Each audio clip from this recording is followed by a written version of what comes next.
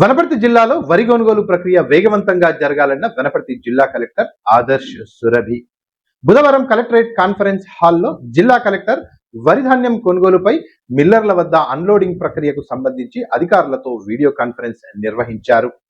ఈ సందర్భంగా కలెక్టర్ ఆదర్శ్ మాట్లాడుతూ వరి ధాన్యం కొనుగోలు ప్రక్రియ వేగవంతంగా కొనసాగేలా లారీలు మిల్లర్ల వద్ద ఎక్కువ సమయం వేచి ఉండడానికి వీల్లేదని, ప్రత్యేకమైన అధికారులు మిల్లర్ల వద్ద వేచి ఉండి ధాన్యం అన్లోడింగ్ ప్రక్రియ వేగవంతంగా జరిగేలా చూడాలన్నారు. తహసీల్దార్లు, పోలీసు అధికారులు ధాన్యం కొనుగోలు ప్రక్రియలో చొరవ చూపాలని, ఎలాంటి ఆటంకాలు జరగకుండా చూడాలని ఈ సందర్భంగా అన్నారు. ఈ సమావేశంలో అదనపు collector revenue Vinod Kumar, DRDO తదితరులు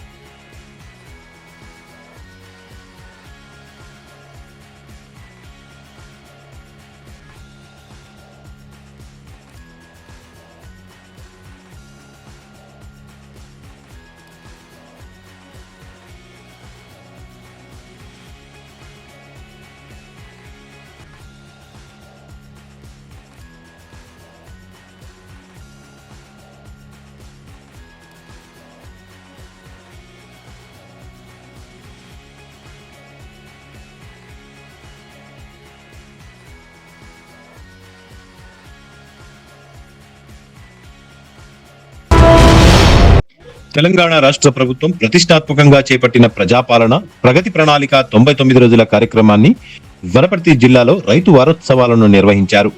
ఉద్యానవన పంటల సాగు, ఆయిల్ పామ్ సాగు విస్తీర్ణం పెరుగుదల, ప్రత్యామ్నాయ పంటల సాగు అనే అంశాలపై వనపర్తిలోని ఉద్యానవన శాఖ ఆధ్వర్యంలో కార్యక్రమాన్ని నిర్వహించారు. ఈ కార్యక్రమంలో వనపర్తి జిల్లా కలెక్టర్ ఆదర్శ్ సురభి, కేవీకే శాస్త్రవేత్తలు రాజేందర్ రెడ్డి, మోజర్ల హార్టికల్చర్ కళాశాల ప్రిన్సిపల్ డాక్టర్ వీణా జోషి, తెలంగాణ రాష్ట్ర వ్యవసాయ మరియు రైతు సంక్షేమ కమిషనర్ సభ్యురాళ్లు భవానీ రెడ్డి, జిల్లా ఉద్యానవన శాఖ అధికారి విజయభాస్కర్, రాష్ట్ర పరిశీలకులు ప్రసాద్ రావు, రైతులు తదితరులు పెద్ద సంఖ్యలో ఈ కార్యక్రమంలో పాల్గొన్నారు.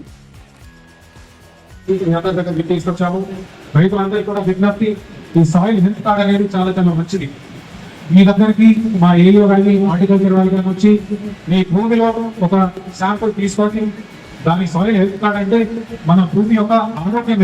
డాక్టర్ వీణా జోషి అండి. నేను ఉద్యాన కళాశాల మోజర్లకి ప్రిన్సిపల్ అసోసియేట్ డీన్గా పనిచేస్తున్నాను. ఈరోజు ఈ కార్యక్రమానికి ప్రజాపాలన ప్రగతి ప్రణాళికలో భాగంగా వారోత్సవంలో పాల్గొంటున్నాను. ఇది వనపర్తి జిల్లాలో చేపడుతున్నది, ఇవాళ జరుగుతున్నది.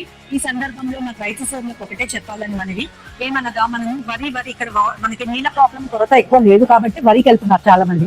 వరి పంటని మనం ఎప్పుడు ఒకటే పంట పండించడం వల్ల మనకున్న భూమి సారం తగ్గిపోతుంది. కాబట్టి పంట మార్పిడి అనేది చాలా ఇంపార్టెంట్ అండి.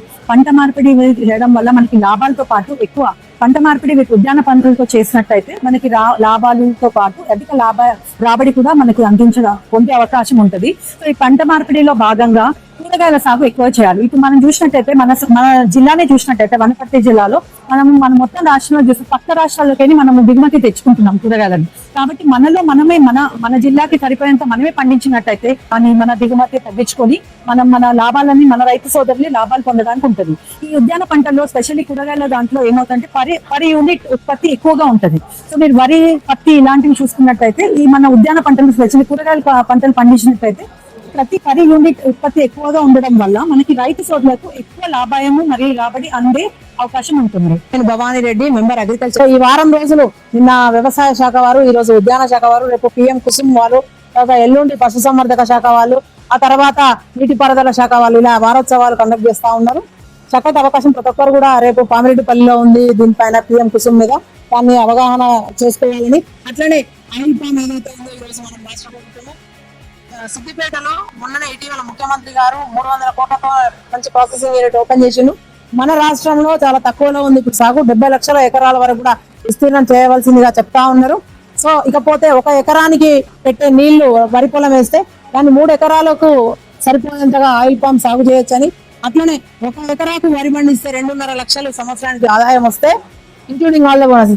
ఇదేమో మన ఆయిల్ పామ్ ఏమో 5 లక్షలు, అంటే దాదాపు డబుల్ వస్తుందని. అట్లనే ముందు స్టేజెస్ లో దాంట్లో అంతర్ పంటలుగా కోకోవా గానీ బనానా గానీ వేసుకోవచ్చని. సో ఇట్లా అన్ని రకరకాలుగా అవగాహన సదస్సు ఇక్కడ ఏర్పాటు చేయడం జరిగింది.